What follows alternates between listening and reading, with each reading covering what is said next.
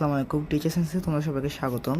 আজকে আমি তোমাদেরকে তোমাদের ইসলাম শিক্ষা যে মূল্যায়ন রয়েছে সেই নির্দেশনার কাজ 3 সমাধান করে দেবো। সো কাজ 3 প্রশ্ন হচ্ছে, চারজন বন্ধুর সাথে আলোচনা করে দুর্যোগপূর্ণ বিভিন্ন পরিস্থিতি মোকাবেলায় ইসলামের বিধিবিধান অনুযায়ী আমার অথবা আমাদের করণীয় কী তা ছকে উপস্থাপন করো। তোমাদেরকে এই ছকেতে উপস্থাপন করতে হবে। সো চলো তোমাদেরকে উত্তরটি দেখিয়ে দিই। সো গাইস, এটা হচ্ছে তোমাদের কাজ 3 উত্তর। সো এখানে তোমাদেরকে প্রথম ছকে ইসলামের বিধিবিধান লিখতে হবে, পরের ছকে লিখতে হবে আমরা অথবা আমাদের করণীয়, পরের ছকে লিখতে হবে চর্চা অনুশীলন অথবা কৌশল। সো প্রথমে আমরা লিখছি দোয়া করা, আমার করণীয় লিখছি দুর্যোগের সময় আল্লাহর কাছে প্রার্থনা করা, চর্চা অনুসারে কৌশল লিখছি মনের শান্তি ও সহানুভূতির মাধ্যমে সমস্যা মোকাবেলা এরপর লিখছি সাদকা করা, আমরা আমাদের করণীয় দুর্যোগের সময় অপরের সাহায্য করা, প্রভাবিত ব্যক্তিদের সাথে হাস্যকর হলে তার শান্তি সহকারী হয়।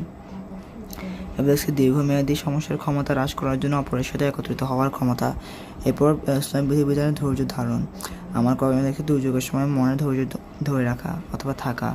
চর্চা অনুশীলনের কৌশল লিখছি কঠোরের সময় সামর্থ্যশীলতা বজায় রাখা কৌশল। এরপর লিখছি তাওবা করা, আমার করণীয় লিখছি যদি দুর্যোগ সময় ভুল করে থাকে তবে তওবা করা। এরপর অনুশীলনের কৌশল লিখছি পরামর্শ এবং ক্ষমতা প্রদানের পরিস্থিতির মাধ্যমে আত্মশুদ্ধির মাধ্যমে সমস্যার সমাধান।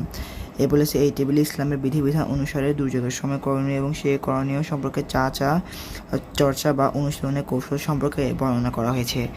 সো গাইস, আমি আশা করছি তোমরা এই ছকগুলো আনসার পেয়ে গেছো। ভিডিওটি ভালো লেগে থাকলে অবশ্যই ভিডিওটিকে লাইক করে দিবা।